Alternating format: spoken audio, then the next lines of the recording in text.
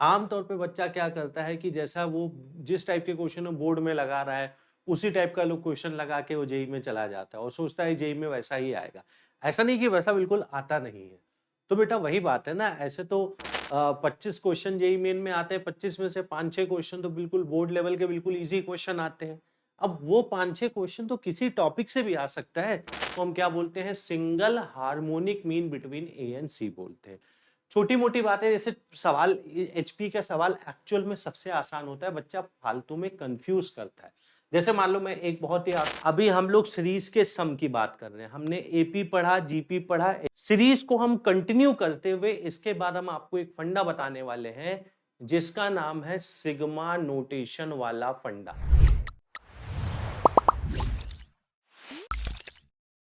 हे बच्चा party, so once again a very very warm welcome to all of you. और आप आज हम लोग बेटा सीक्वेंस के लेक्चर नंबर 3 में पहुंच चुके हैं। लेक्चर नंबर 1 एंड 2 में सीक्वेंस का सबसे इंपॉर्टेंट वाला पोर्शन हम लोगों ने कवर कर लिया था, जिसका नाम था एपी एंड जीपी। बच्चों को लगता है एपी जीपी बहुत आसान है। जिन बच्चों को ऐसा लगता है, बिल्कुल सही लगता है, एपी जीपी आसान है, बट ऐसा नहीं है कि उसमें मार्क्स स्कोर करना बिल्कुल ही हलवा होगा। अगर आपको इस चीज को देखना होगा तो आपने मेरा lecture number 1 and lecture number 2 attend किया होगा और उसमें देखा होगा कि जेई का जो सबसे डिफिकल्ट लेवल का सवाल एपी या जीपी का आता है, वो वास्तव में डिफिकल्ट होता है। समझे ना? तो एपी और जीपी पे भी अच्छे क्वेश्चंस बन सकते हैं। आमतौर पे बच्चा क्या करता है कि जैसा वो जिस टाइप के क्वेश्चन बोर्ड में लगा रहा है, उसी टाइप का लोग क्वेश्चन लगा के वो जेईई में चला जाता है और सोचता है जेईई में वैसा ही आएगा। ऐसा नहीं कि वैसा बिल्कुल आता नहीं है। तो बेटा वही बात है ना, ऐसे तो 25 क्वेश्चन जेईई मेन में आते हैं, 25 में से 5-6 क्वेश्चन तो बिल्कुल बोर्ड लेवल के बिल्कुल ईज़ी क्वेश्चन आते हैं। अब वो 5-6 क्वेश्चन तो किसी टॉपिक से भी आ सकता है। ज़रूरी थोड़ी ना कि वो 5-6 क्वेश्चन आपका 100% एपी और जीपी से ही आया होगा। समझे ना? तो हर टॉपिक में जैसे आप कोई भी मान लो मैथ्स का सबसे मुश्किल टॉपिक भी ले लोगे। मान लो आप बोलोगे सर कॉम्प्लेक्स नंबर बहुत डिफिकल्ट होता है। तो बेटा इस चैनल पे मैंने कॉम्प्लेक्स नंबर भी पढ़ाया है और कॉम्प्लेक्स नंबर के भी कुछ क्वेश्चंस ऐसे थे जो आपको लगेगा बोर्ड लेवल का क्वेश्चन है। तो बेटा आसान क्वेश्चन तो किसी भी टॉपिक से आ सकता है। ये जरूरी नहीं है कि एपी जीपी से ही सबसे आसान क्वेश्चन आता है। खैर, ये तो lecture number 1 and lecture number 2 में हम लोगों ने कवर किया कर लिया था। आज के लेक्चर में हम लोग सबसे पहले तो शुरू करने वाले बेटा एचपी के साथ में, हार्मोनिक प्रोग्रेशन के साथ में। हार्मोनिक प्रोग्रेशन के बाद में बेटा हम लोग तो थोड़ा सा एएमजीएम इनइक्वालिटी के बारे में बात करेंगे। एएमजीएम इनइक्वालिटी के बाद में हम लोग सिग्मा नोटेशन, टेलीस्कोपिक सीरीज, हालांकि इतना सारा कुछ नहीं हो पाएगा, बट हार्मोनिक प्रोग्रेशन और एएमजीएम इनइक्वालिटी निश्चित तौर पे आज के लेक्चर में हो जाना चाहिए। तो 1 घंटे के आसपास का छोटा सा लेक्चर रखूंगा, बिल्कुल कि क्विकली आपको सारी चीजें समझ में आ जाए और कोई ज्यादा कंफ्यूजन भी ना हो। और भाई अभी भी अगर चैनल को नहीं सब्सक्राइब किया तो बहुत ही गड़बड़ काम कर दो, चैनल को तुरंत सब्सक्राइब कर लो। और शुरू करते हैं बेटा हार्मोनिक प्रोग्रेशन को। तो देख बेटा, जैसे मैं आपसे एक सिंपल सी बात पूछूं कि अगर मान लो कोई जीपी है और जीपी के हमने हर टर्म का रेसिप्रोकल कर दिया, हमें क्या मिलेगा? जीपी के हर टर्म का रेसिप्रोकल करने पे क्या मिलेगा? तो आपका जवाब आना चाहिए कि सर जीपी ही मिलेगा, जो कि ऑब्वियस सी बात है बेटा। ऐसे कोई भी जीपी हम ले लें, आप जैसे मान लो एक जीपी आपकी थी A R square A R cube, अगर ऐसे करके मान लो कोई जीपी थी, इसमें हर टर्म का आप रेसिप्रोकल कर दो, तो 1/a 1/ar 1/ar square 1/ar cube. अब ये साफ साफ पता लग रहा है बेटा, ये पहले वाला भी जीपी था और दूसरे वाला एक नया जीपी बन चुका है। जीपी की खास बात क्या होती थी कि दूसरे और पहले टर्म का रेशियो हमेशा सेम होना चाहिए और तीसरे और दूसरे टर्म के रेशियो के बराबर होना चाहिए। तो यहाँ पे अगर सेकंड टर्म और फर्स्ट टर्म का रेशियो करोगे तो 1/r आ रहा है, थर्ड टर्म और सेकंड टर्म का रेशियो करोगे वो भी 1/r आ रहा है। मतलब जीपी का रेसिप्रोकल करने पे जीपी ही आता है। This is the point number 1। Sir HP में आप क्यों बता रहे हो? अब आपको थोड़ा सा हिंट लग गया होगा कि इसी फैशन में अगर मान लो एक कोई एपी थी। अब एपी को आप लोग बेटा कैसे लिखते थे? एपी को आप लोग लिखते थे A plus D, A plus 2d, A plus 3d, ऐसे करके आप लोग एपी को लिखते थे ना। nth वाला टर्म एपी का आप क्या लिखते थे? nth वाला टर्म आप लोग एपी का लिखते थे A plus N minus 1 into D लिखते थे। अब अगर एपी के सारे टर्म का रेसिप्रोकल कर दिया जाए तो सर क्या बनेगा? मान लो एपी के सारे टर्म का हमने रेसिप्रोकल कर दिया, सिंपली उसको उल्टा कर दिया बस। तो अगर एपी के बच्चा हम सारे टर्म का रेसिप्रोकल करते हैं तो ये तो निश्चित तौर पे एपी नहीं है, ये तो निश्चित तौर पे एपी नहीं है। अब ये जो सीरीज आती है उसका नाम होता है हार्मोनिक प्रोग्रेशन, जिसको शॉर्ट में बेटा हम लोग बोलते हैं एचपी आ जाता है। अब ये निश्चित तौर पे एपी नहीं, आपको पता लगना चाहिए। जैसे एक मैं सिंपल सा मैं एग्जांपल लेता हूं, मान लो मैंने एक एचपी का एक एग्जांपल ले लिया। अब एचपी की खास बात क्या होगी, उसका हर एक टर्म का रेसिप्रोकल करने पे एपी मिलना चाहिए। अब जैसे मान लो एक एचपी का हमने एग्जांपल ले लिया 1/3, 1/7, 1/11, 1/15, ऐसे करके मान लो मैंने एक एचपी का एग्जांपल ले लिया। अब ये निश्चित तौर पे एचपी है, क्यों? सारे टर्म का रेसिप्रोकल करो, 3, 7, 11, 15, 3, 7, 11, 15 आपको दिख रहा है कि भाई एपी में है with the common difference 4। But अब ये बेटा एपी में नहीं है निश्चित तौर पे। भाई अगर ये एपी में होता है इसका मतलब दूसरा टर्म माइनस पहला टर्म, तीसरा माइनस दूसरा के बराबर आता, जो कि नहीं आ रहा है। तो ये एक एचपी का एग्जांपल हो गया। तो एचपी कोई ऐसा कोई बहुत नई चिड़िया का नाम नहीं है। जब हम एपी का रेसिप्रोकल करते हैं तो हमें एक नई सीरीज प्राप्त होती है, उस नई सीरीज को हम लोग एचपी बोलते हैं। अब बेटा देखो, एचपी का एज सच अगर देखा जाए तो इंडिविजुअल एग्जिस्टेंस कुछ भी नहीं है। आपको अगर कभी भी एचपी का nth वाला टर्म लिखना है तो आप लिखोगे 1/a+n-1 इंटू डी, ये एचपी का nth वाला टर्म होगा। इसमें बेटा एक ही चीज का तुम्हें ख्याल रखना है जहां पे बच्चा आमतौर पे गलती करता है। जैसे अभी तक आप लोगों ने बेटा एपीजीपी पढ़ा है, तो एपीजीपी में जो आपने पढ़ा है उसमें पहले टर्म को आमतौर पे स्मॉल ए बोला जाता था। जैसे एपी में भी पहला टर्म स्मॉल ए होता था, सेकंड टर्म a+d होता था, थर्ड टर्म a+2d होता था, एंड सो ऑन। जीपी में भी पहला टर्म स्मॉल ए होता था, दूसरा टर्म ar होता था, तीसरा टर्म ar² होता था, and so on. But HP में पहला टर्म ए नहीं होता है, 1/a होता है। एचपी में पहला टर्म हम लोग ए, अगर पहला टर्म ए मान लोगे ना तो बेटा जनरल टर्म लिखने में दिक्कत आ जाएगी।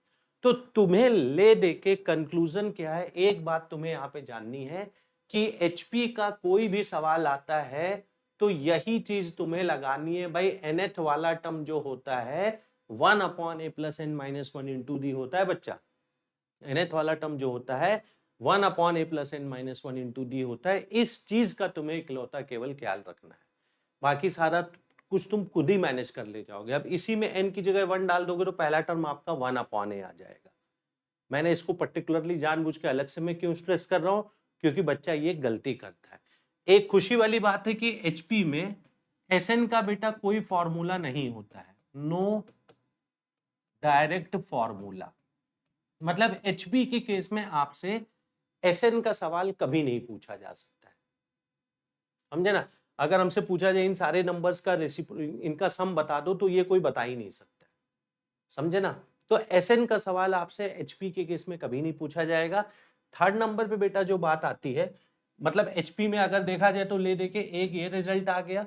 दूसरा रिजल्ट और लास्ट रिजल्ट जो एचपी में आता है कि अगर 3 नंबर एबीसी आपके एचपी में है। अब देखो वही मैंने आपको बताया था, अगर 3 नंबर एपी में होता, एबीसी अगर एपी में होता तो b = a+c/2 होता। एबीसी अगर जीपी में होता तो b = √ac होता। सेम फैशन में अगर एबीसी आपका एचपी में होता है तो बच्चा b की जो वैल्यू होती है 2ac/a+c। आप बोलोगे सर इसको प्रूव कैसे किया जाता है, इसका प्रूफ बेटा बेहद आसान होता है। कैसे इसको हम लोग प्रूव कर सकते हैं कि भाई अगर ये 3 नंबर एबीसी एचपी में है, इसका मतलब इनका जो रेसिप्रोकल होगा 1/a, 1/b, 1/c जो होगा वो एपी में होगा। अब 3 नंबर के एपी में होने का क्या मतलब है बेटा, 2 टाइम द मिडल वाला नंबर 1/b है, that will be equal to पहला नंबर 1/a प्लस लास्ट वाला नंबर 1/c। तो यहां से आपको आ जाता है कि 2/b की जो वैल्यू होगी, अगर आपने ac को एलसीएम ले लिया तो ऊपर a+c बन जाएगा। क्रॉस मल्टीप्लाई कर लो, इसको ac को इधर ले आओ, a+c को नीचे ले आओ, b को इधर ले आओ, तो b = कितना आ गया, ट्वाइस ac/a+c हो गया। और यहाँ पे हम बोलते हैं बेटा b को that is the single harmonic mean between a and c। उसको हम क्या बोलते हैं, single harmonic mean between A and C बोलते हैं। छोटी मोटी बातें, जैसे सवाल एचपी का सवाल एक्चुअल में सबसे आसान होता है, बच्चा फालतू में कंफ्यूज करता है। जैसे मान लो मैं एक बहुत ही आपसे कॉमन सा सवाल मैं लिखता हूं, मैंने बोला इन एन एचपी, मैंने बोला लेट से मान लो पांचवा वाला जो टर्म था, उसमें एक बात बोल रहा हूं मान लो पांचवा वाला टर्म 1/16 के बराबर, पांचवा वाला टर्म 1/16 के बराबर। फिर मैंने बोला मान लो 10वां वाला टर्म जो है 1/31 के बराबर है, 10वां वाला टर्म 1/31 के बराबर है। और मैंने बोला कि मान लो जो nth वाला टर्म है, nth वाला मान लो जो टर्म है वो मान लो मैंने बोला लेट से 1/46 के बराबर है, तो ये बता दो n की वैल्यू क्या होगी। अब देखो सवाल में बेटा जो भी दिया है हमें किसी भी कीमत पे कंफ्यूज होना ही नहीं है। एचपी का सवाल हमें कभी परेशान कर ही नहीं सकता। ले दे के फंडा केवल एक ही बनता है एचपी के, सर किसी भी सवाल में ले दे के कंसेप्ट यही लगाना है, ठीक है ना, कंसेप्ट केवल यही लगाना है कि एचपी का nth वाला टर्म 1/a+n-1 इंटू डी होता है। तो अगर मैं फिफ्थ वाले टर्म की बात करूंगा 1/a+4d हो जाएगा। किसी भी टर्म की बात करूंगा तो यहाँ पे n की वैल्यू डाल के किसी भी टर्म की वैल्यू को निकाला जा सकता है। तो इस चीज पे आपको थोड़ा सा नजर रखनी है और इस सवाल को एक बार लगाते हैं। तो फिफ्थ वाला टर्म क्या हो जाएगा, ये हो जाएगा 1/a+4d that is equal to 1/16 आ रहा है। तो यहां से बेटा a+4d की जो वैल्यू आ रही है वो बेसिकली आ रही है 16 के बराबर। टेंथ वाला टर्म कितना होगा, 1/a+9d होगा। 1/a+9d बेटा आपका 1/31 के बराबर दिया हुआ है। कहने का मतलब a+9d की वैल्यू कितनी आ जाएगी, ये 31 के बराबर आ जाएगी। ऑब्वियस सी बात है, यहाँ से a और d को निकाल लेंगे, कौन सी बड़ी बात है सर। a और d को पहले निकाल लेते हैं, उसके बाद में देखा जाएगा कि ये tn दिया है उसका क्या करना है। a और d को निकालने का तरीका क्या है, दोनों को घटा देते हैं। दोनों को हमने घटा दिया, a में से a गया 0, 4d में से 90 जाएगा, माइनस ऑफ 5d बचेगा, 16 माइनस 31 आपका हो जाएगा माइनस ऑफ 15, मतलब d की वैल्यू आपकी 3 के बराबर आ गई। d इज इक्वल टू 3 बेटा यहाँ पे किसी भी इक्वेशन में डाल देते हैं। d इज इक्वल टू 3 अगर मान लो पहले वाले में डालते हैं तो 1 + 4 × 3 इज इक्वल टू 16 आ गया, मतलब a की वैल्यू 4 के बराबर आ रही है। अब nth वाला टर्म दिया था, बोला जा रहा है कि n की वैल्यू बता दो। मतलब इन शॉर्ट ये पूछा जा रहा है कि इस वाले HP का जिसका 5वां 10वां टर्म दिया है उसका एक टर्म की वैल्यू 1/46 आ रही है, अब उस टर्म की नंबरिंग क्या होगी, बात समझ में आती है। तो भाई nth वाले टर्म का फॉर्मूला लगा देते हैं। nth वाले टर्म का फॉर्मूला क्या होता है, 1/a+n-1 into D that will be equal to 1/46, cross multiply कर देते हैं और a और d की वैल्यू को पुट कर देते हैं। a की जगह बेटा 4 डाला, n-1 d की जगह हमने 3 डाल दिया, क्रॉस मल्टीप्लाई कर रहे हैं इसलिए दैट इज इक्वल टू 46 हो जाएगा, ठीक है ना। इसको थोड़ा सॉल्व कर लेते हैं, 4 को उधर लेके जाते हैं, तो n-1 into 3 will be equal to आपका आ जाएगा 42, मतलब n-1 की वैल्यू 14 आ जाएगी, n की वैल्यू कितनी आ रही है 15 आ रही है। मतलब ये जो सीरीज गिवन थी उसका जो 15th नंबर वाला टर्म होगा वो 1/46 के बराबर होगा। अगर सही मामले में देखा जाए तो इसमें हमें कुछ भी नया नहीं फील होना चाहिए बेटा, ये कुछ भी नया नहीं है, बात समझ में आती है। ले दे के कहानी क्यों ले बनती कि भाई nth वाला टर्म 1/a+n-1 इंटू डी के बराबर होता है। और यदि आप ऐसे बात करोगे कि अगर हार्मोनिक मीन को इंसर्ट करना है, जैसा कि हम करते थे कि दो नंबर के बीच में एरिथमेटिक मीन्स को इंसर्ट करते थे, दो नंबर्स के बीच में ज्योमेट्रिक मीन्स को इंसर्ट करते थे, सेम फैशन में बेटा हार्मोनिक मीन्स को भी इंसर्ट किया जा सकता है। तो जैसा कि अगर मान लीजिए एक नंबर a लिखा है, एक नंबर h1 है, अगला नंबर h2 है, एक नंबर h3 है, लास्ट वाला नंबर आपका hn के बराबर, ये नंबर अगर b के बराबर है, तो a और b के बीच में अगर हम इतने सारे नंबर को डालते हैं और ये सब कुछ मिला के अगर HP आ जाता है तो हम क्या बोलते हैं कि A और B के बीच में हमने n हार्मोनिक मीन्स को इंसर्ट कर दिया है। बच्चा इसमें पता नहीं क्यों अननेसेसरली कंफ्यूज रहता है, इस वजह से इस पे मैं एक बेसिक लेवल का तुम्हें मतलब बेसिक क्या यही सब क्वेश्चन बच्चा कर भी नहीं पाता है, वो पता नहीं क्यों फालतू में एचपी आते कंफ्यूज होता है, जबकि मुझे आज तक नहीं पता लगा कि यार बच्चों को साफ साफ बताओ, बच्चों को साफ साफ बताओ भाई ले दे के कहानी ये बन रही है और इस कहानी में आपको ध्यान रखना है कि पहला वाला टर्म ए नहीं है, जो कि आपकी आदत होती है, पहला वाला टर्म 1/n है। इनफैक्ट इतना भी ना बताओ, बोलो कि भाई हर सवाल इससे हो जाएगा, कहानी खत्म है। अब जैसे अगर इसी चीज के आधार पे अगर मान लीजिए मैं एचपी का एक मैं मान लीजिए मैं एक क्वेश्चन लिखता हूं, मैंने बोला इंसर्ट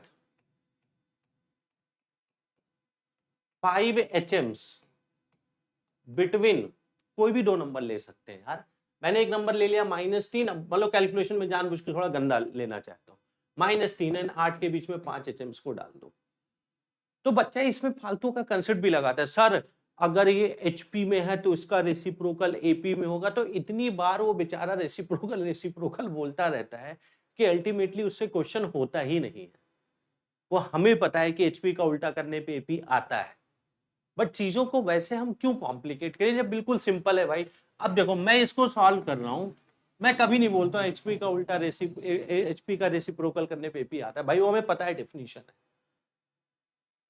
अब जीपी का सवाल सॉल्व करते वक्त क्या हर बार आप बोलते हो कि दूसरा टर्म अपॉन पहला टर्म, तीसरा टर्म अपॉन दूसरा टर्म, चौथा टर्म अपॉन तीसरा टर्म आर के बराबर होगा? क्या एपी का सवाल सॉल्व करते वक्त लगातार ये बोलते रहते हो T2 minus T1 will be equal to D, that is also equal to T3 minus T2, that is also equal to T4 minus T3, that is also equal to Tn minus Tn minus 1? नहीं बोलते हो ना भाई, तो HP में फालतू में क्यों यार उसकी बेसिक प्रॉपर्टी को बार बार बोलना है। देखो मैं कैसे करता हूं, मैं बोलता हूं कि भाई एक नंबर है -3 और इसके बीच में 5 HMs हैं, एक का नाम है H1 H2 H3 H4 and H5। Last में नंबर बेटा आपका 8 लिखा हुआ है, सारा कुछ आपका HP में होगा। भाई 100 की सीधी हमें एक बात पता है, HP का जो जनरल वाला टर्म होता है that is equal to 1/a plus n minus 1 into d, this is the general term of HP। तो पहला वाला टर्म क्या हो जाएगा, पहला वाला टर्म 1/a हो जाएगा। अब देखना बेटा कितना सिंप्लिसिटी के साथ ये पूरा प्रॉब्लम जाता है। दूसरा टर्म क्या हो जाएगा, 1/a plus d हो जाएगा। अगला टर्म दिख रहा है कि नहीं दिख रहा है?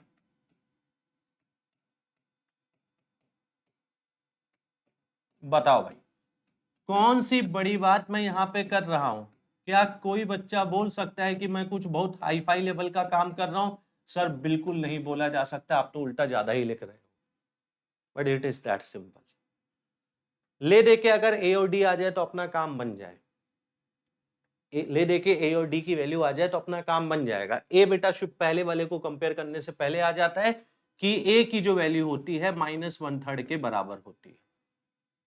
डी भाई साहब गंदा आएगा मुझे पता है, मैं जानबूझ के गंदा डेटा ले रहा हूं, डी यहां से निकले, ठीक है ना?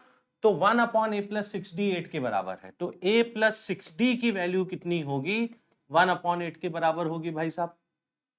तो 6d कितना हो जाएगा, 6d हो जाएगा 1/8 minus A will be equal two plus 1/3, LCM यहाँ पे लेते हैं 11/24 आ जाता है, यस और नो? तो d की वैल्यू देखो कितनी गंदी आ रही है, 11 डिवाइडेड बाई 144। बताओ भाई, अब क्या बड़ी बात है, हम भाई कोई भी टर्म अगर हमसे पूछा जाए हमें क्या फर्क पड़ने वाला है आप ये बताइए। हमसे पूछा जा रहा है H1 बता दो, हमें पता है H1 1/a प्लस डी के बराबर होगा, हाँ या ना? कैलकुलेशन चाहे जितना गंदा जाए उसकी कोई गारंटी नहीं है।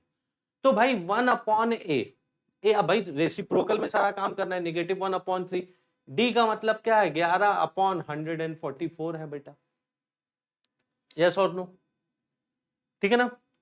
अच्छा यहाँ पे कैसे आता है, 6 को मल्टीप्लाई कर दिया था, उससे 24 इंटू 6 144 होता है और ऊपर आपका 11 बनाता है, कंफ्यूज मत होना तुम लोग, ठीक है ना भाई? ये हो गया। अब भाई इसको सॉल्व कर लेते हैं। हमने बोला कि 144 हमने एलसीएम ले लिया, तो एलसीएम तो 144 ऊपर आ जाएगा और इसको डिवाइड करोगे कितना बनेगा, ये बनेगा 48, तो ये बनेगा -48 और प्लस में 11 हो जाएगा। तो पहला वाला हार्मोनिक मीन आ रहा है 144 डिवाइडेड बाई -34। अब बताओ भाई, क्या कैलकुलेशन भी कोई डेटा की सेटिंग नहीं की थी तो भी हम इतना कंफर्टेबली निकाल पा रहे? अब पहले के बजाय अगर तुमसे क्या चौथा पूछ लेता तो क्या बड़ी बात हो जाती? सर बिल्कुल बड़ी बात नहीं होती। तो ले दे के बेटा कंक्लूजन क्या बनता है, कोई भी अगर एचपी का सवाल आता है तो भाई एक ही जो सबसे सिंपल चीज है उसको कॉम्प्लिकेटेड बनाने का कोई मतलब नहीं, एक ही फंडा है कि टीएन की वैल्यू 1/a+n-1 इंटू डी के बराबर होती है। अच्छा, एक छोटी सी बात मैं आपको और भी बोलूंगा कि इतना सारा कुछ होने के बाद जैसे बेटा अब एपी जीपी एचपी हो गया। अब वैसे तो एक चीज जो जेई मेन के सिलेबस में नहीं है, जिसको आमतौर पे हम लोग बोलते हैं एजीपी, समझे ना, ये जेई मेन के सिलेबस से इसको डिलीट किया गया। बट फिर भी मैं आपको एक बेसिक लेवल का इसका फंडा बता देता हूँ कि एजीपी को इन जनरल सॉल्व कैसे करते हैं, जिससे तुम्हारी नॉलेज पूरी कंप्लीट रहेगी। तो देख बेटा, एजीपी का मतलब होता है एरिथमेटिक ज्योमेट्रिक प्रोग्रेशन, नाम से क्लियर होता है, मतलब एपी और जीपी का कॉम्बिनेशन चलेगा। तो अगर कोई भी सीरीज आपको लिखी है जिसका पहला टर्म ए के बराबर है, आमतौर पे यही आदत है। अच्छा, एचपी में ही चीज ब्रेक हुई थी केवल, बाकी एपी का भी पहला टर्म ए लेते थे, जीपी का भी पहला टर्म ए लेते थे, एचपी का पहला टर्म ए लेंगे तो दिक्कत हो जाएगी, तो हमने 1/a लिया था। एजीपी का भी पहला टर्म आप ए लेते हो, ठीक है ना। अब अगर मान लो तुम्हें एपी लिखनी होती तो अगला टर्म ऑब्वियस सी बात है आप a+d लिखते, यस और नो, बट इसको बेटा आर से मल्टीप्लाई कर दो। इसके अगला टर्म आप क्या लिखते, इसके अगला टर्म लिखते a+2d लिखते, इसको आर से और मल्टीप्लाई कर दो, आर स्क्वायर हो जाएगा। इसके अगला टर्म आप क्या लिखते, a+3d लिखते, यस और नो, इसको आर से और मल्टीप्लाई कर दो, आर क्यूब हो जाएगा। तो इस वाली सीरीज को बेटा हम एजीपी बोलते हैं। अब जैसे इसमें एपी भी दिखता है, जीपी भी दिखता है। आमतौर पे जब ये जेई मेन में डिलीट हुआ तो उसके बाद से केवल और केवल इनफाइनाइट एजीपी के सवाल पूछे गए हैं। मतलब ऐसा नहीं कि बहुत ज्यादा सवाल आया है, टोटल आई थिंक 2022-23 में डिलीट हुआ था, उसके बाद से टोटल 3 या 4 सवाल, 3 सवाल में भी टोटल आए हैं। वो 3 सवाल एक सिंपल फॉर्मूले से आप लोग कर सकते हो। सिंपल फॉर्मूला क्या होता है कि इस एजीपी के इनफाइनाइट टर्म्स का सम जो होता है, ठीक है ना, a/1 - r, या पहले एक काम करते रहो, पहले मैं थोड़ा सा तुम्हें प्रोसेस बताता हूं फिर मैं फॉर्मूला बताता हूं, पहले रुको।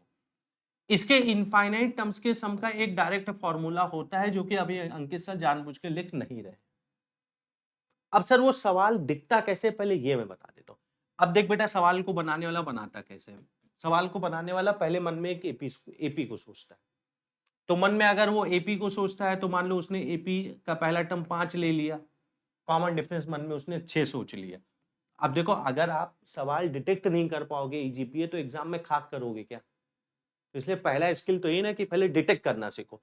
तो उसने 5 सोचा और कॉमन इसको 11 लिखा, 5 6 11, 11 6 17, 17 6 23, अब बहुत ज्यादा नहीं लिख रहा हूँ, 23 और 6 29। अभी पूरा कंप्लीट नहीं हुआ बेटा, सवाल पूरा कंप्लीट नहीं हुआ।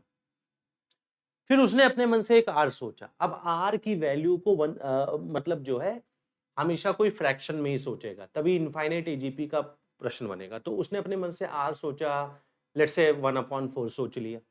तो वो बंदा क्या करेगा, वो बंदा यहाँ पे नीचे 4 लिखेगा, यहाँ पे नीचे 4 का स्क्वायर लिखेगा, यहाँ पे नीचे 4 का क्यूब लिखेगा, यहाँ पे नीचे 4 का पावर 4 लिखेगा। ये काम करेगा और पूछेगा इस सीरीज का सम बता दो। तो बेटा कभी भी कोई सवाल आता है तो स्टैंडर्ड फॉर्म से तुम्हें कंपेयर, भाई ए की जगह आपको 5 लिखा हुआ है, अब पहले एडीआर निकालना तो सीख जाओ भाई, इससे कंपेयर मारो। तो ये पहले वाले टर्म की जगह 5 लिखा है, मतलब ए हमें डायरेक्टली आ गया, 5 आ गया। दूसरे टर्म को थोड़ा स्टाइल से देखना, a+d इंटू आर, ए की जगह 5 है, तो दूसरा टर्म बेसिकली लिखा है 5+d इंटू आर। अब इसकी वैल्यू बेटा बेसिकली लिखी है 11 इंटू 1/4। ध्यान से देखिए भाई, यस और नो, ऐसे एग्जाम में सोचना होता है। तो मतलब पॉसिबली 5+d की जगह 11 होना चाहिए, मतलब d की जगह तो बेटा 6 होना चाहिए, और पॉसिबली r की जगह 1/4 होना चाहिए, मतलब हमने एडीआर निकाल लिया, यस और नो, एडीआर हमने निकाल लिया। अच्छा, अगर आप चाहो तो अगले वाले टर्म में वेरीफाई करके देख लो, जैसे मान लो पहले और दूसरे टर्म से आपने एडीआर कुछ निकाला, अगला टर्म वेरीफाई करके देख लो। वेरीफाई करके कैसे देख सकते हो भाई, अगला टर्म होना चाहिए a+2d, a+2d कितना बनेगा, a+2d बनेगा 17, upon into R square, R की जगह हमने 1/4 का स्क्वायर, बिल्कुल वेरीफाई। यस और नो? ठीक है ना। अब इनफाइनाइट एजीपी बेटा कोई भी आती है उसका हम लोग सम कैसे लिखते हैं, तो उसका बहुत ही बेसिक लेवल का एक छोटा सा फॉर्मूला होता है। ठीक है ना। वो फॉर्मूला बेटा होता है a/1 - r plus dr/1 - r का होल स्क्वायर। जेई मेन में जब से डिलीट हुआ है, आप यकीन मान लीजिए इसका जो भी क्वेश्चन आया है इसके बियॉन्ड जा ही नहीं सकता किसी भी कीमत पे, क्योंकि डिलीटेड वाले पोर्शन से कभी भी जेई मेन अगर पूछता है तो सबसे बेसिक लेवल का सवाल पूछेगा। ये बात आप बिल्कुल अपने दिमाग में नोट कर लो। अब ऑब्वियस सी बात है, अब इस फॉर्मूले को अगर यहाँ पे डाल देते हैं, एस इन्फिनिटी हम निकाल सकते हैं। एस इन्फिनिटी कितना आ जाएगा, ए का मतलब है 5/1 - r का मतलब 1 - 1/4, डी का मतलब है 6 × 1/4 डिवाइडेड बाई 1 - 1/4 का होल स्क्वायर। भाई साहब इसको सॉल्व कर लेंगे, जो भी आंसर आना होगा आ जाएगा। यस और नो? तो एजीपी में फिलहाल बेटा अगर आप जेई मेन के पॉइंट ऑफ व्यू से चीजों को कर रहे हो तो इतने पे फोकस कर लो। बाकी एडवांस के पॉइंट ऑफ व्यू से क्या ध्यान होना चाहिए, एडवांस के पॉइंट ऑफ व्यू से ये ध्यान होना चाहिए कि एजीपी का सम निकालने के लिए हमेशा जो जीपी वाला जो पोर्शन है उसके कॉमन रेशियो से पूरी सीरीज को मल्टीप्लाई करते हो, एक टर्म आप शिफ्ट करके लिखते हो और आपका आंसर आता है। जैसे एक छोटा सा एग्जांपल मान लो मैं देता हूं। अरे नहीं नहीं भाई, तुम्हारा नेट नहीं खराब हुआ है तो कैसी चल रही है पढ़ाई, मजा आ रहा है?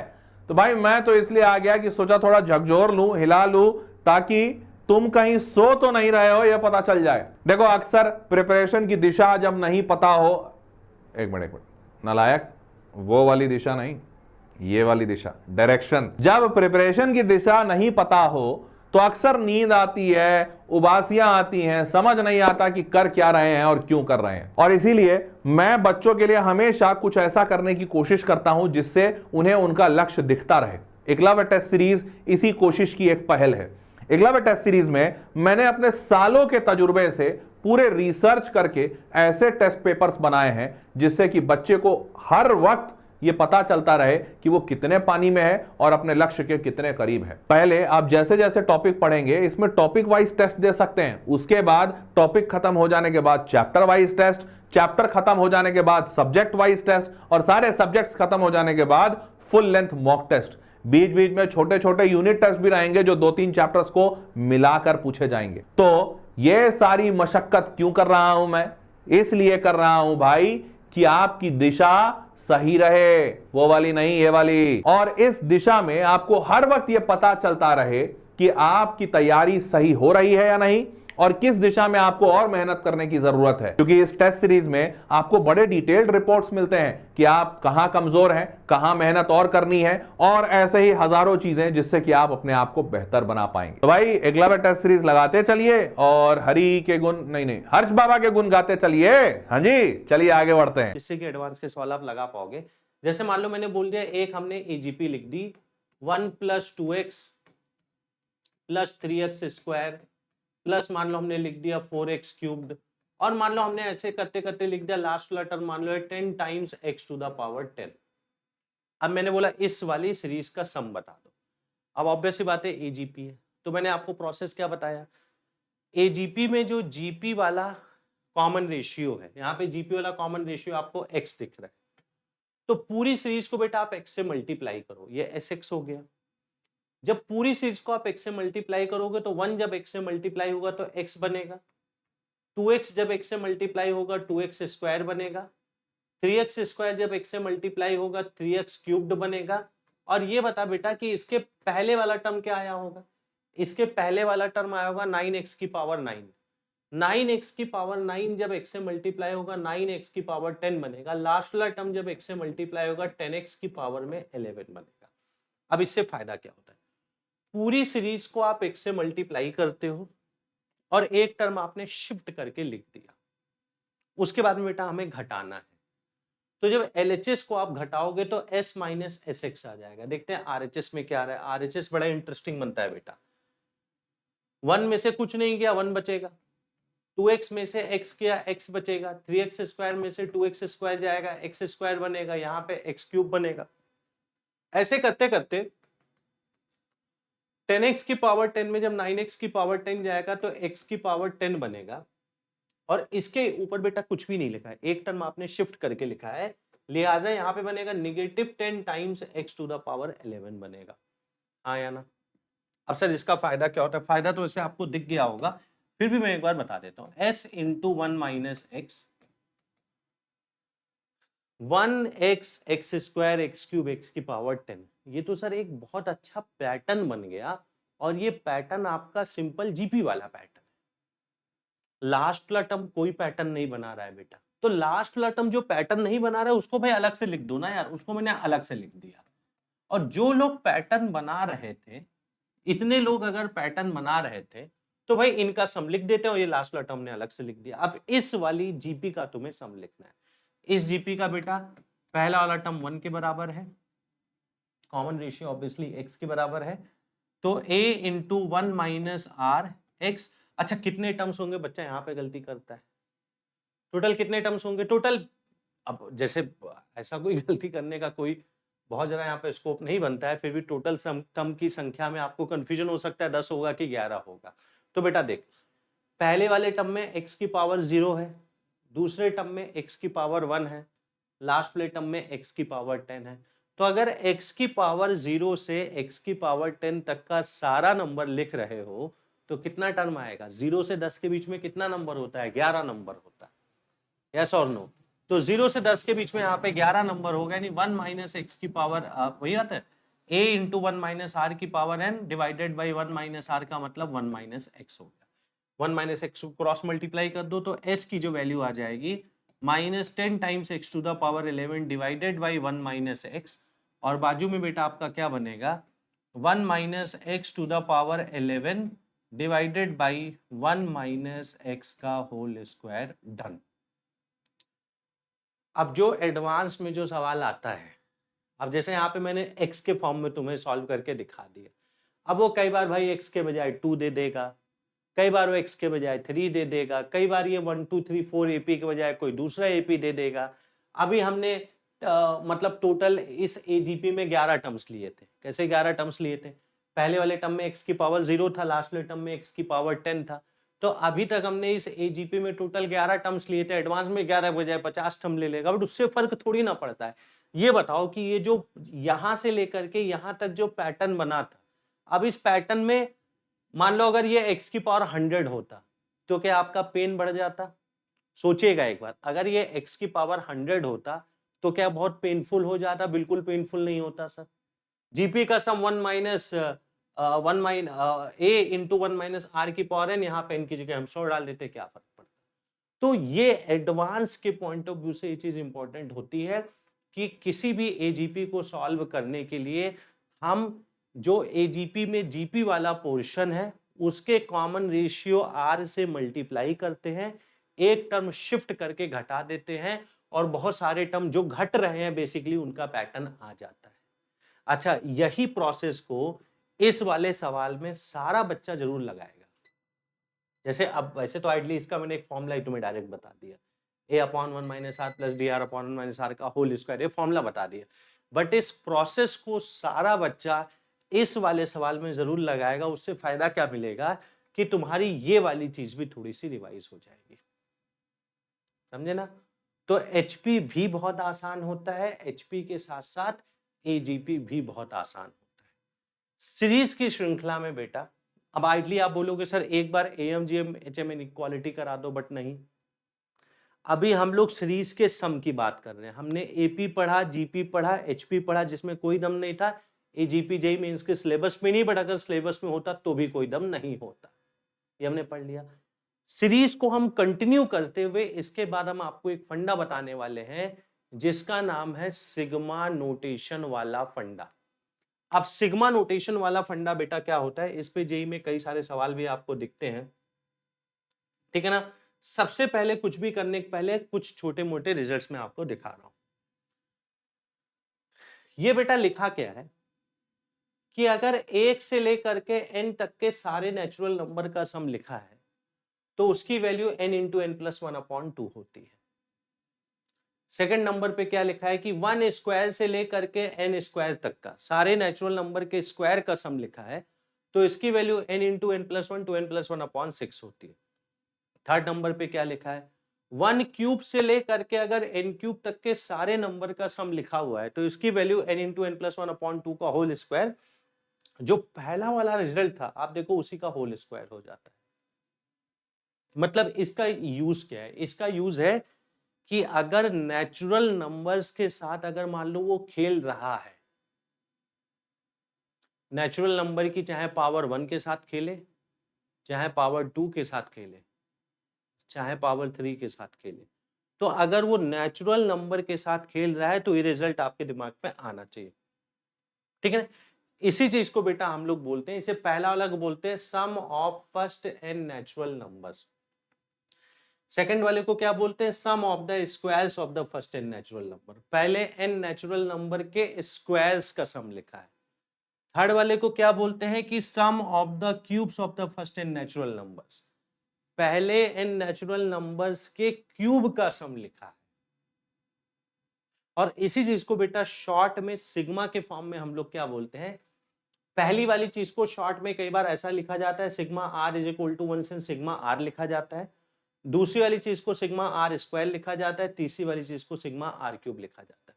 यहाँ पे r इज इक्वल टू 1 का क्या मतलब है कि r की जगह 1 डालोगे पहला टर्म आएगा, r की जगह 2 डालोगे दूसरा टर्म आएगा, r की जगह 3 डालोगे तीसरा टर्म आएगा। टॉप वाला जो ये वैसे तो सिग्मा की टॉप वाली लिमिट है, हायर लिमिट है, तो अगर r की जगह n डालोगे लास्ट वाला टर्म आएगा। तो सिग्मा नोटेशन पढ़ना आना चाहिए और ये तीन फॉर्मूला पहली बात तो पता होना चाहिए। अच्छा, कई बार जेई में भी देखा गया इन तीन पे बेटा डायरेक्ट रिजल्ट आता होगा। अब जैसे पहले तो इन तीन का मतलब समझ जाओ, अदरवाइज फिर सवालों का कोई मतलब नहीं बनता। तो सबसे पहले हम लोग इन तीन चीजों का हम लोग बेटा थोड़ा सा मतलब हम समझते हैं, नहीं तो अगर इन तीनों का ही मतलब हम नहीं समझ पाए हम फालतू में करके क्या करेंगे चीजों को फिर ना। तो देख बेटा, अगर हमने सिंपल सा मैंने आपसे पूछा ओ सॉरी हाँ, मैंने आपसे पूछा कि 1 square plus 2 square plus 3 square up to मान लो मैंने बोल दिया कि 10 स्क्वायर लिखा है, इसका सम बता दो। तो सर ये तो डायरेक्ट फॉर्मूला हो जाएगा n into N plus one two N plus one upon 6। भाई 1 स्क्वायर से 10 स्क्वायर तक का अगर सम करना है तो यहीं पे हम n की जगह 10 डाल दे, कहानी क्लियर हो जाएगी कि नहीं हो जाएगी। तो इसका आंसर तो सर बहुत ही सिंपल हो गया, बिल्कुल सही बात है। ये आपका हो जाएगा n into N plus one, मतलब 10 plus one into 2n plus one, 2n का मतलब 20 प्लस वन डिवाइडेड बाई 6 आ जाता है। अब चाहो तो इसको थोड़ा बहुत सॉल्व, आई थिंक ये सॉल्व करने पे 385 आता है, फिर भी आप चाहो तो सॉल्व करके देख लो, ठीक है ना। तो भाई ये हो गया 10 इंटू 11 इंटू 21 डिवाइडेड बाई 6 आ रहा है, ठीक है ना। 6 को हमने लिखा 3 इंटू 2, 3 2 यहाँ पे डिवाइड किया 5 बचेगा, 11 को यूं ही रहने दिया, 3 यहाँ पे डिवाइड किया 7 बचेगा, तो कितना आएगा 35 इंटू 11, 35 इंटू 11 कितना होता है 385। मतलब ये ऐसा नहीं कि आपको याद करना है, मुझे याद था एक अलग चीज है, बट आपको बिल्कुल याद करने की जरूरत नहीं है। और यही अगर मान लो मैं आपसे छोटा मोटा और पूछूं कि भाई मैं पूछूं 1 cube plus 2 cube plus 3 cube up to 10 cube की वैल्यू बता दो, तो देख बेटा बेसिक फॉर्मूला तुम्हें पता होना चाहिए कि भाई ये क्या होता था n into N plus one upon two का whole square, n into N plus one upon two का होल स्क्वायर होता था, यस और नो। तो इसी वाले फॉर्मूले में हम n की जगह 10 डाल देंगे, तो इसी फॉर्मूले में n की जगह 10 डाल देते हैं, तो कितना हो जाएगा 10 into 10 plus one 11 divided by 2 का होल स्क्वायर, मतलब ये आपका बनेगा 55 का होल स्क्वायर। 55 का होल स्क्वायर कितना होता है 25,3025, ठीक है ना। 55 का होल स्क्वायर 3025 होता है। तो ये सारे फंडे तो हमें सर पता। अब जैसे मान लो मैं आपसे एक छोटा सा प्रश्न पूछूं, ये एग्जाम के हिसाब से बेहद यूजफुल इंफॉर्मेशन है। अगर मैं छोटा सा प्रश्न पूछूं, ये बता दो, अगर मैंने तुमसे ऐसा बोल दिया कि तुम मुझे बता दो कि 11 cube plus 12 cube plus 13 cube up to 20 cube कितना होगा। ऑब्वियसली बात है बेटा, ये आंसर बहुत बड़ा आएगा, बट अब बेटा यहाँ पे डायरेक्ट फॉर्मूला नहीं एप्लीकेबल है, ये बात तुम्हें पता लगना चाहिए। सर अगर 1 क्यूब से लेकर के 20 क्यूब तक लगातार लिखा होता तो अपने पास डायरेक्ट फॉर्मूला होता, बट यहाँ पे 1 क्यूब से 20 क्यूब तक लगातार नहीं लिखा हुआ है, no direct formula is applicable. मान लो इस सीरीज की वैल्यू s के बराबर आती थी, आपसे s पूछा जा रहा है, तो सर ऐसे सवालों में हम लोग क्या प्रोसेस फॉलो करते हैं? भाई जो तुम्हें पता है वहां से तुम शुरू कर लो। तुम्हें क्या पता है? तुम्हें ये पता है कि भाई अगर 1 क्यूब से लेकर के, मान लो ऐसे लगातार लिखा होता कि ऐसे मान लो 10 क्यूब लिखा होता, ऐसे फिर 11 क्यूब लिखा होता, ऐसे 12 क्यूब लिखा होता, ऐसे मान लो लगातार अगर 20 क्यूब तक लिखा होता, तो ये तो आपको पता है ना 1 क्यूब से लेकर के 20 क्यूब तक का सम कितना होता है? कितना होता है? n into N plus 1 divided by 2 का होल स्क्वायर। इसको हल्का सा सॉल्व कर लेते हैं, थोड़ा सा बोलने में अच्छा लगेगा। तो ये बनेगा 21 n into N plus 1 upon 2 का होल स्क्वायर। हाँ, ये बनेगा 10 और ये बनेगा 21, ये 210 आ रहा है ना। तो ये मतलब सर अपना आता 210 का होल स्क्वायर इसका आंसर आता, 210 का होल स्क्वायर इसका आंसर आता। यस और नो? ये बात बिल्कुल कंफर्म है? यस और नो? ठीक है ना। अब तुम थोड़ा सा लॉजिक लगा लो यार, 1 क्यूब से लेकर के 10 क्यूब तक का सम आप अभी निकाल ही चुके हो। अभी सर हमने निकाला था 55 का होल स्क्वायर आता। तो भाई 1 क्यूब से 10 क्यूब तक का सम तो तुम्हें पता है कि 55 होल स्क्वायर के ही बराबर होता है, और 11 क्यूब से 20 क्यूब का सम तुम्हें निकालना था, यही तो सर बेसिकली s था। यस और नो? इसकी वैल्यू क्या आ रही है? इसकी वैल्यू आ रही है 210 का होल स्क्वायर। तो s की वैल्यू कितनी आएगी? 210 का होल स्क्वायर माइनस 55 का होल स्क्वायर। ए स्क्वायर, अब चाहे इसको डायरेक्ट सॉल्व करो, चाहे ए स्क्वायर माइनस बी स्क्वायर की आइडेंटिटी लगा के सॉल्व कर लो। तो अगर मैं ए स्क्वायर माइनस बी स्क्वायर लगाता हूँ, ए प्लस बी बनेगा 210 प्लस 55 265, ए माइनस बी 210 में से 55 जाएगा, 210 में से 55 जाएगा, कितना बचेगा? 210 में से 10 गया होता तो 200 बचता, और 200 में से 45 जाएगा तो 155 बचेगा। अब बताओ भाई, इन दोनों का product will be the answer to this problem. कितना इजी था। यस और नो? तो ऐसा कुछ बहुत ज्यादा कुछ हाईफाई नहीं करना है।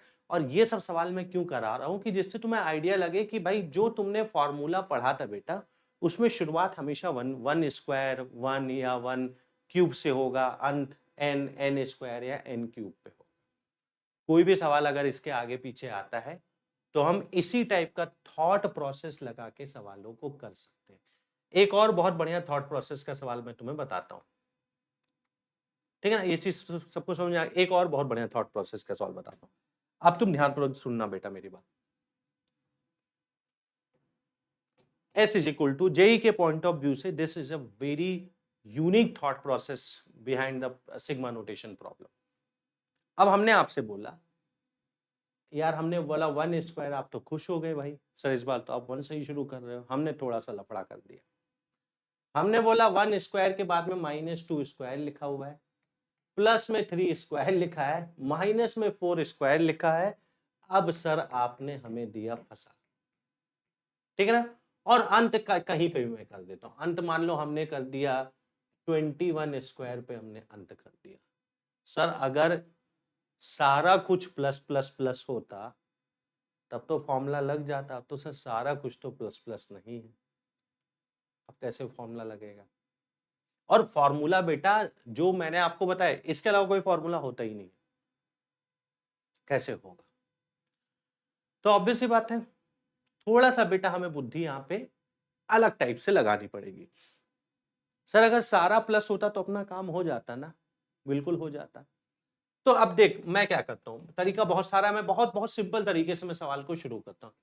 हमने अगर मैंने आपसे एक क्वेश्चन पूछा, अगर ये बता बेटा कि 1 square plus 2 square plus 3 square plus 4 square, और ऐसे मान ले बेटा अगर 21 स्क्वायर तक लिखा होता, इसका सम तो तू बता सकता था ना।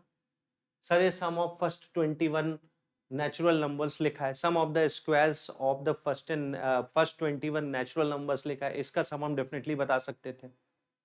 यस और नो? इसका सम कितना होता है? इसका सम तुम बता दो, वो मैं ऊपर ला में निकाल के रख दूंगा। इसका सम तुम बोलते हैं, अभी थोड़ा मैं साइड में कर लेता हूं, n into n plus 1 n का मतलब 21, n प्लस 1 21 हो गया, 2n प्लस 1, 2n प्लस 1 क्या होगा, 2 इंटू 21 प्लस 1, तो 43 डिवाइडेड बाई 6, यस और no, n into N plus 1, 2n plus 1, 21 into 2 42 plus 43 upon 6, 6 को हमने लिखा 2 इंटू 3, और 3 यहाँ पे डिवाइड किया 7 बचेगा, 2 यहाँ पे डिवाइड किया 11 बचेगा, और ये 43 बचेगा। मतलब इसका सम 77 इंटू 43 आता। ऐसा नहीं कि इसको निकाला नहीं जा सकता है, मान लो मैं इसको कैलकुलेट करके ही दिखा देता हूँ तुम्हें, जिससे कि फाइनल आंसर तुम्हें थोड़ा सा देखने में फीलिंग आएगी। तो 77 इंटू 43 इसका फाइनल आंसर आता। तो 3 सते 21 का 1 हाथ में आया 2, 3 सते 21 और 2 23 हो जाता, 4 सते 28 का 8 हाथ में आया 2, और 4 सते 28 और 2 30 हो जाता। मतलब 1 8 3 11 1 3 3 3 3 1 1 इसका सम आ जाता, 33 11। बड़ा अच्छा सा नंबर आ रहा है भाई साहब, 33 11 आ रहा है इसका सम, ठीक है ना? हाँ 33 11 इसका सम आ रहा है। जो भी इसको हमने निकाल लिया। अब सर थोड़ा सा ओरिजिनल वाले पे ध्यान देते हैं। ये तो 3311 के बराबर। सर ओरिजिनल वाले में सर ये -2 स्क्वायर, -4 स्क्वायर, -6 स्क्वायर, अच्छा लास्ट टर्म होगा -20 स्क्वायर लिखा हुआ है, जबकि यहाँ पे तो सर प्लस में आ रहा है।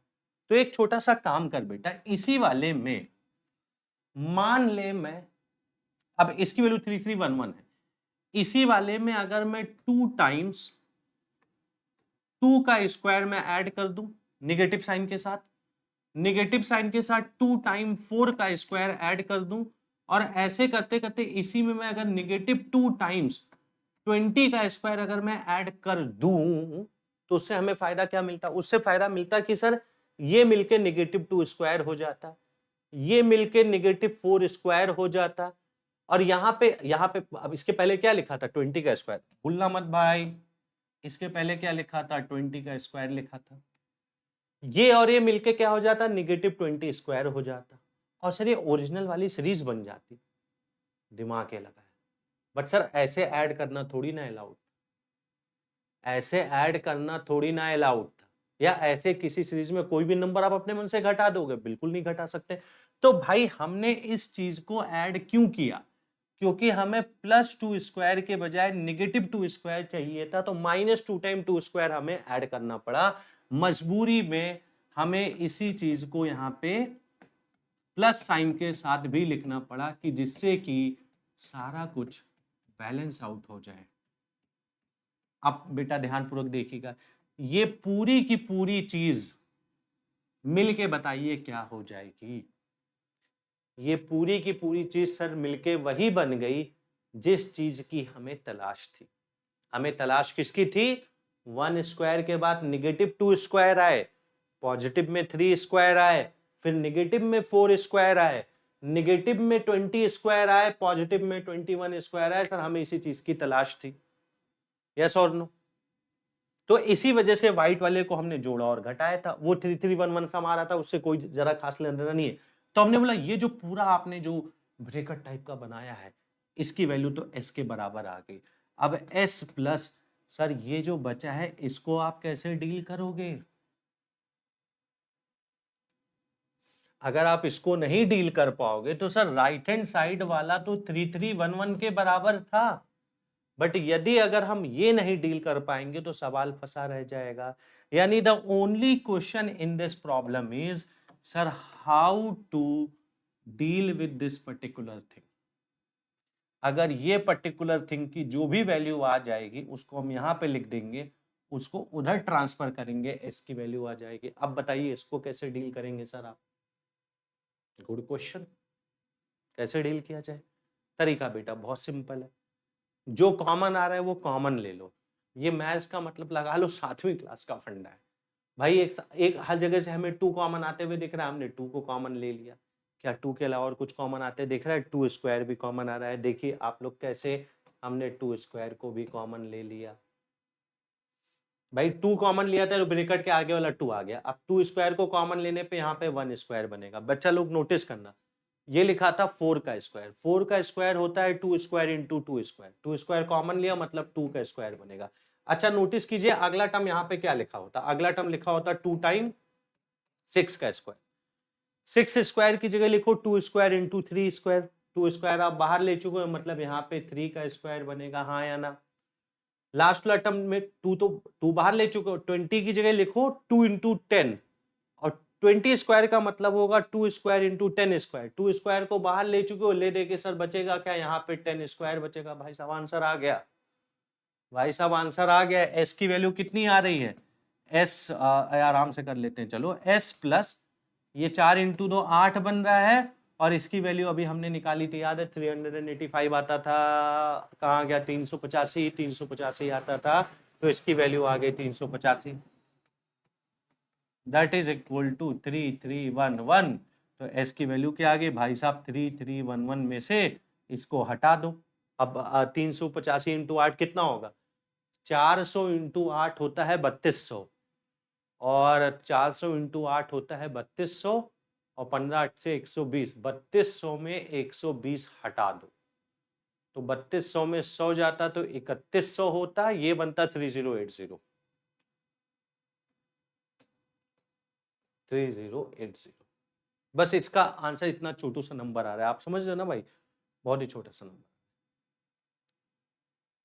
समझे ना। तो इसको ऐसे करना होता है, मतलब अगर लिखना होता फाइनल आंसर क्या हो जाता है, एक में से 0 गया 1, और 1 में से 8 गया, मतलब 11 में से 8 गया 3, और 2 में से 0 गया 0, और हाँ कितना बन रहा है भाई, अरे डायरेक्ट ही कर दे, फालतू दिमाग क्यों लगा रहे यार। ये 3100 अगर होता तो आंसर आता 211, तो 211 plus 20, 211 plus 20 will be answer 231 will be answer. अच्छा भाई 3 में से 3 0 वही तो निकाला था 200, इसका आंसर केवल 231 आता है। तो बेटा लोगों ने सिग्मा नोटेशन में दुनिया भर की बातें पढ़ी, बहुत कुछ पढ़ा, बट जो बेसिक लेवल का फंडा था उसको मिस किया, और जेई ने वहां पे अटैक बहुत ज्यादा बार किया है, क्योंकि जेई को पता है, जैसे मान लो अब यही सवाल देख लो, अब इसमें क्यूबिंग वाला आ गया, ठीक है ना सर, लॉजिक तो बिल्कुल सेम है सर, लॉजिक बिल्कुल सेम है सर। आपको क्या पता है, आपको 1 क्यूब से लेकर के, जैसे मान लो ये सवाल आया डी में 2026 का सवाल है, 1 cube plus 2 cube plus 3 cube, और सॉरी हाँ, हमें जो पता है पहले हम वो लिखते हैं, हमें पता है प्लस 15 क्यूब, ये वैल्यू पता है कि नहीं पता है, ये वैल्यू कितनी होती है 15 इंटू 15 प्लस 1 डिवाइडेड बाई 2 का होल स्क्वायर, डिवाइडेड बाई 2 का होल स्क्वायर होता है ये वैल्यू। सर ये थोड़ी ना पूछा गया था, हमें निगेटिव 2 क्यूब चाहिए था, सर कैसे किया जाए, तो भाई क्या बड़ी बात है यार, हम यहां पे मैंने अपने मन से -2 टाइम 2 क्यूब हमने ऐड कर दिया, फिर -2 टाइम हमने 4 क्यूब ऐड कर दिया, और ऐसे करते करते -2 टाइम हमने 14 का क्यूब ऐड कर दिया। अब बच्चा कुछ कुछ खुद आप लोग सोचिए, 2 क्यूब में से -2 टाइम 2 क्यूब जाएगा, -2 क्यूब बचेगा। अब यहाँ पे आगे क्या होता, -4 क्यूब लिखा था, यहाँ पे +4 क्यूब में से -2 टाइम 4 क्यूब जाएगा, -4 क्यूब बचेगा। और सर आप ऐसे इसको ऐड कैसे कर सकते, भाई ऐसे ऐड कर रहे तो इसी चीज को हम जोड़ भी देंगे। अब बता बेटा, कहीं पे क्या हमें कोई समस्या है, क्या कहीं पे हमें कोई समस्या है, तो आप लोग प्लीज बताइएगा। मैं सिंपल तरीके से करता हूं भाई, लोग बोलते हैं इसमें ये कर लो ये कर लो, हम कुछ नहीं भाई, जो हमें आता है वहां से शुरू करते फिर आंसर निकाल लेते हैं। अब अगर मैं ये पूरा का चीज अगर मैं देखूं, यही चीज तो बेटा आंसर है, इन दोनों का सम आंसर है, मतलब ये आ गया answer, answer plus this entire series. अब इसमें से क्या कॉमन आ रहा है, कौन सी बड़ी बात है सर, 2 तो कॉमन आते दिख ही रहा है, और 2 इंटू 2 क्यूब आप कॉमन ले लो, सर फायदा क्या होता है, पहले वाले में 1 बचेगा, 4 क्यूब को हमने 2 इंटू 2 क्यूब लिखा, 2 क्यूब बचेगा, लास्ट वाले में क्या बचेगा, 2 क्यूब इंटू 7 क्यूब है, 7 क्यूब बचेगा। अब बताओ भाई ये कितना लिखा है, ये 15 इंटू ये लिखा है 8, 15 8 से 120 का होल स्क्वायर 1, इतना आ गया। अब कुछ करने की आवश्यकता है भाई, इसका सम हमें का डायरेक्ट मालूम होता है, इसको इधर ले जाके घटा देते हैं, आंसर आ गया। जेईई मेन 2026 का सवाल है। तो पहला बात मैंने आपको बेसिक लेवल की बात क्या बताई भाई, ये कंसेप्ट आपको क्लियर होना चाहिए कि ये बेसिक फॉर्मूला है। अब जैसे इस पे जो और जो बेटा टाइप का सवाल जो आता है, ये तो ऑब्वियसली बहुत इंपॉर्टेंट है। अगला आता ये है कि अगर किसी भी सीरीज का अगर आपको ऐसे टीएन दिया हुआ है, टीएन मान लो आपको दिया हुआ है N cube plus B N square plus C N plus D के फॉर्म का अगर टीएन दिया है, अगर आपसे एस एन पूछा जाता है तो बेटा एस एन की जो वैल्यू होती है सिग्मा टीएन के बराबर होती है। सिग्मा नोटेशन लगाते कैसे, ये आपका हो जाएगा, यहाँ पे सिग्मा लगा दो तो ये बनेगा ए टाइम्स सिग्मा एन का cube plus B times sigma N का square plus C times sigma N plus sigma D होता है। ठीक है ना। सिग्मा एन क्यूब की वैल्यू आपको पता होती है N into N plus one upon two का whole square, sigma N square आपको पता होता है N into N plus one, two N plus one upon six होता है, सिग्मा एन आपको पता होता है N into N plus one upon two होता है। अच्छा, सिग्मा डी का मतलब क्या होगा? सिग्मा डी का मतलब ये होता है बेटा कांस्टेंट सीरीज का सम। अब जैसे मान लीजिए एक सीरीज का पहला टर्म डी के बराबर है, सेकंड वाला टर्म भी डी के बराबर है, थर्ड वाला टर्म भी डी के बराबर है, nth वाला टर्म भी डी के बराबर है, तो उस सीरीज का बताओ सम कितना हो जाएगा? उस सीरीज का सम एनडी नहीं हो जाएगा? आप सोचिए ना, किसी सीरीज का पहला टर्म 10 था, दूसरा भी 10 था, तीसरा भी 10 था, अब इसका 3 टर्म्स का सम बता दो 3 टाइम 10। मैंने बोला 4 टर्म्स का सम बता दो 4 टाइम 10। मैंने बोला 5 टर्म्स का सम बता दो 5 टाइम 10 हो जाएगा। यस और नो? तो ये एनडी हो जाता है। अब इसका देखो जो सबसे बेसिक एप्लीकेशन पहले आप समझो। एक बात तुम्हें मजे की बात बताता हूं, ये केवल मजे के लिए बता रहा हूं बस ना, मजे के लिए बता रहा हूं। मैंने मान लिया एक हमने एपी लिख दिया, इससे कंसेप्ट तुम्हारा बहुत मजबूत हो जाएगा भाई, तुम यकीन भी नहीं मानो। एक मान लो मैंने सिंपल एपी लिख दिया, एक एपी हमने लिख दिया 4 प्लस 7 प्लस 10 मान लो अप टू टीएन। अभी बहुत बेहद साधारण लेवल का सवाल मैंने बना दिया। मैंने बोला भाई साहब इसका टीएन बता दो, तो बच्चा जवाब क्या देगा? सर nth वाला टर्म आप पूछ लो, क्या बड़ी बात है, ये हो जाएगा 4 plus N minus 1 into D, D का मतलब 3 हो जाएगा। यस और नो? ये सर 3n प्लस 1 आ गया।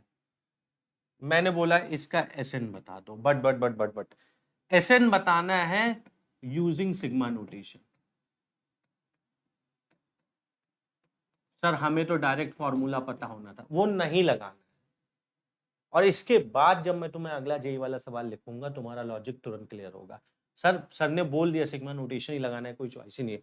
तो भाई इसमें भी सिग्मा नोटेशन लगा, क्या बड़ी बात है। तो हमने बोला सिग्मा टीएन की वैल्यू एसएन के बराबर होती है, ऑब्वियस सी बात है। और टीएन की जगह पे क्या लिखा है? सिग्मा 3n प्लस 1 लिखा हुआ है। सर कोई बड़ी बात नहीं, हम कर सकते हैं। सिग्मा नोटेशन को ऑपरेट करो तो 3 बाहर आ गया, अंदर में सिग्मा n बनेगा और एक सिग्मा 1 लिखा है।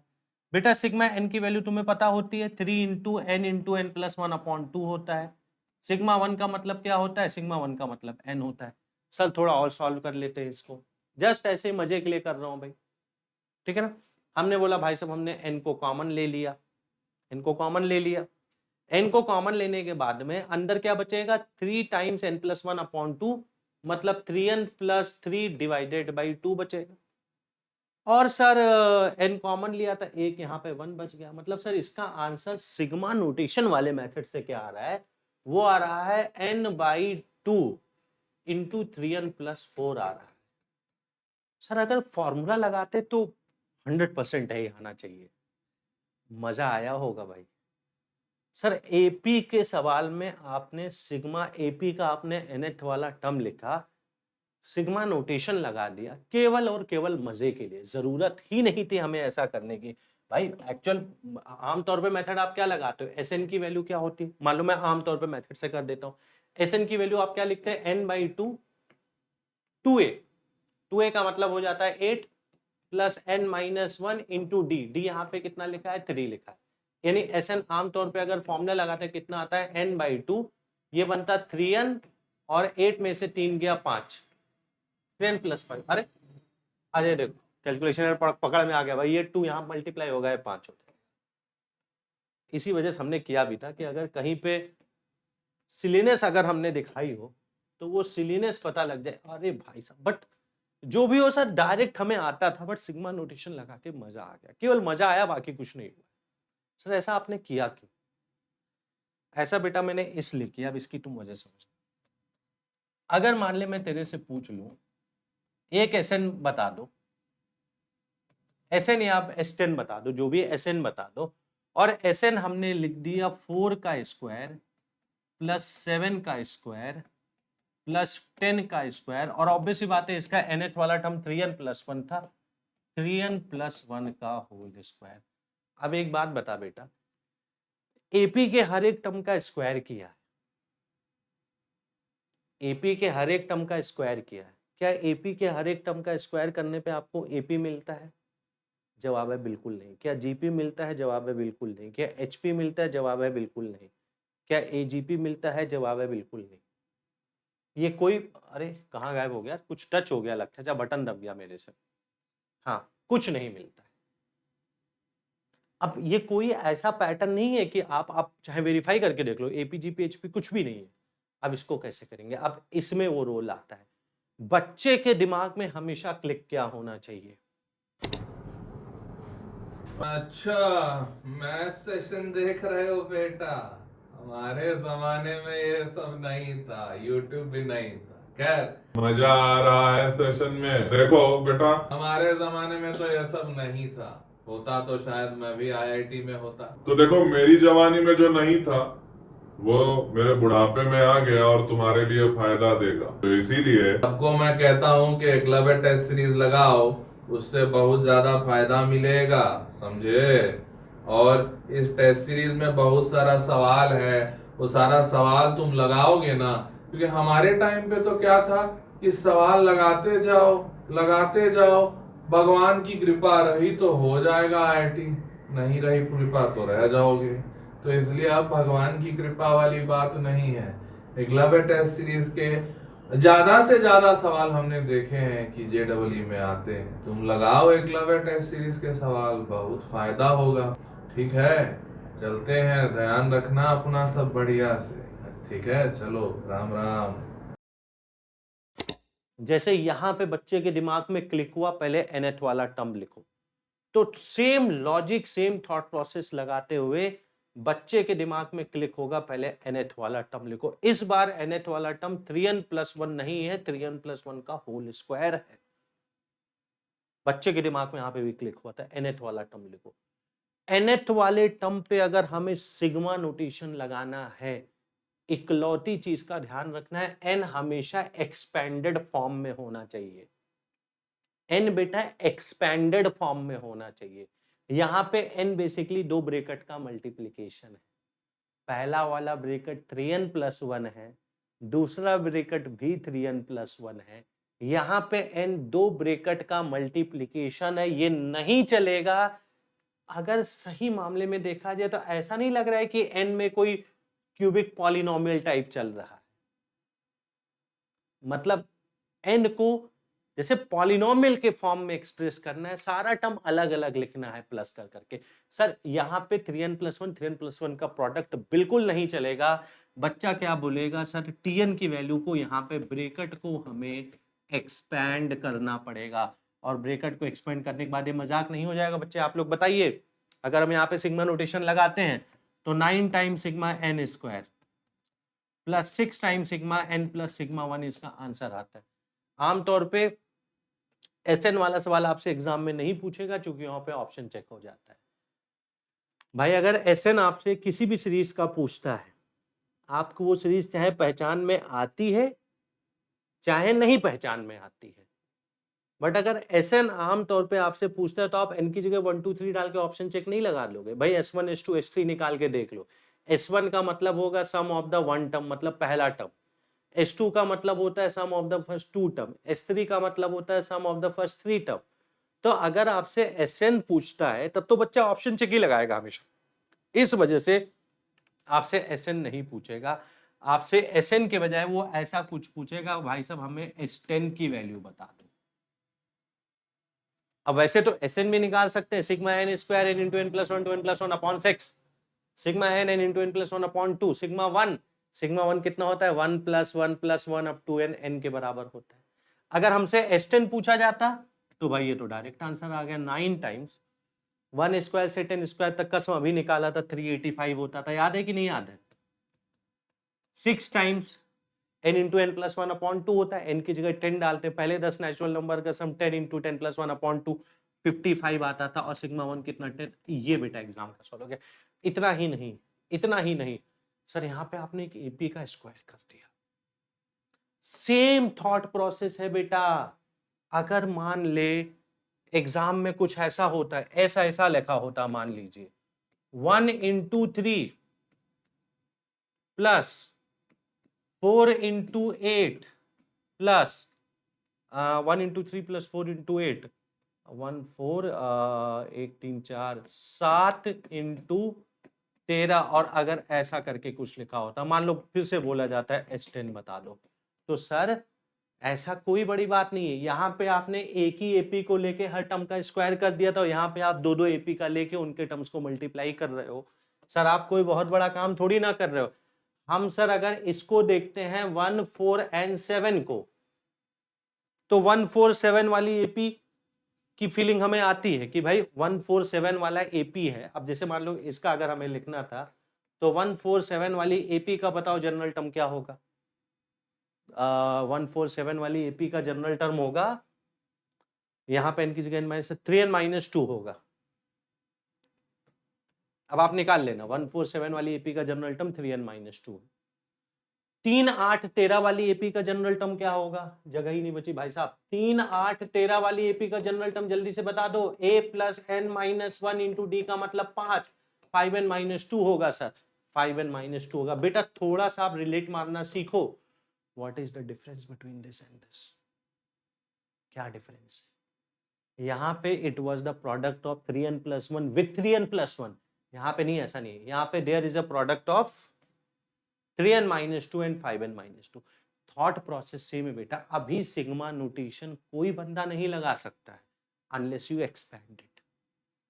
बात समझे? क्योंकि एक्सपेंडेड फॉर्म में होना चाहिए, सॉर्ट ऑफ पॉलिनोमियल आपको लिखना चाहिए। तो यहां से बेटा tn अगर आप इसको एक्सपेंड करते हैं, मैं थोड़ा डायरेक्टली लिख देता हूं, 15n square minus 10n minus 16 minus 16n plus 4 आता है। फिर से सिग्मा नोटेशन लगाया जा सकता है। तो सिग्मा नोटेशन की बेटा ये हो गई कहानी, और उस कहानी को मैंने आपको इस आधार पे बताया है कि आपके दिमाग में इकलौता जो थॉट प्रोसेस आना चाहिए, सर अगर एपीजीपी एजीपी आएगा तो दिख जाएगा, बट अगर कोई ऐसा सीरीज आता है जिसमें एपीजीपी का पैटर्न नहीं दिख रहा है हमें, तो हम क्या कोशिश करेंगे? हम जनरल टर्म को लिखने की कोशिश करेंगे, हम nth वाला टर्म लिखने की कोशिश करेंगे। nth वाला टर्म हो सकता है कि n में क्वाड्रेटिक आ जाए, जैसे यहाँ पे भी n में क्वाड्रेटिक आ रहा है, और nth वाला टर्म लिखने के बाद में हम उसको एक्सपेंडेड फॉर्म में लिखेंगे। एक्सपेंडेड फॉर्म में लिखेंगे, एक्सपेंडेड फॉर्म में लिखने के बाद में सिग्मा नोटेशन लगाएंगे, कहानी खत्म हो जाएगी।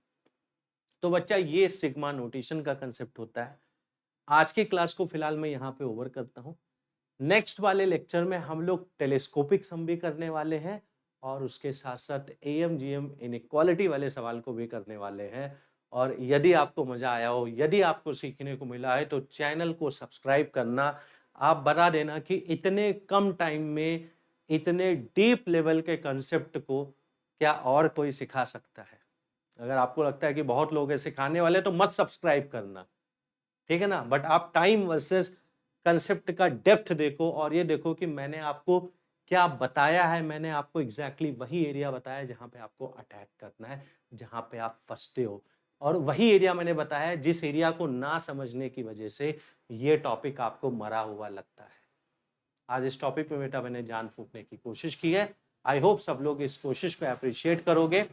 और इस वाले सवाल में मान लो तुमसे मैं S10 पूछ लूं, S10 का जवाब सारा बच्चा बताएगा, और मजा आया तो चैनल को सब्सक्राइब करो, कमेंट करके मुझे बताना कि ये इतना शॉर्ट सा लेक्चर तुम्हारे लिए कितना इफेक्टिव था, और क्या तुम्हें नई चीजें सीखने को मिली। तो बच्चा मुलाकात करते हैं नेक्स्ट वाले लेक्चर में। Till then tata bye bye, take care and have fun.